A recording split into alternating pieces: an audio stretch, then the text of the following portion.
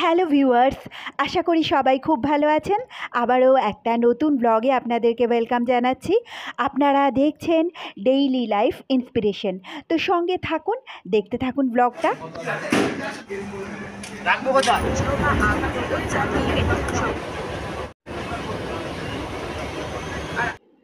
পেরোলাম Noapara metro station. তো এবার আসছে দমদম মেট্রো স্টেশন। আর এই যে পৌঁছে গেছি, আর ভিড়টা খালি একটু দেখুন, প্রচুর লোকজন ওঠেন এখান থেকে। তো তারপর এখান থেকেও মেট্রোটা কিন্তু ছেড়ে দিল।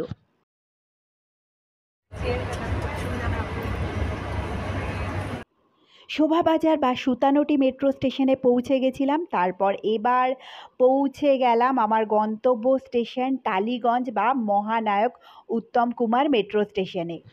তো এবার চলুন যাই, সামনের দিকে কিছুটা এগিয়ে যাচ্ছি, কারণ না তাহলে বাইরের দিকে বেশি হাঁটতে হবে না, সেখান থেকেই বেরোবো।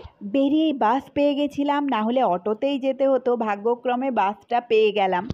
আর এই যে পৌঁছে গেছি স্টুডিওতে। তবে স্টুডিওতে এসেই এক কাপ চা খেয়ে নেব। তবে এখনও কিন্তু চা রেডি হয়নি, চা বসেছে। আর এই দিকে রয়েছে চায়ের ফ্লাস্কগুলো। লিকার চা অবশ্য রয়েছে, তবে ঠান্ডা।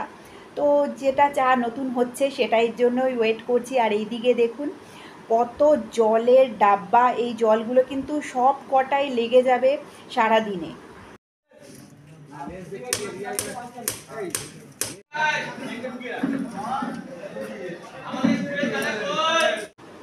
এখানে দেখতে পেলেন একটা স্টেজ রেডি হচ্ছে।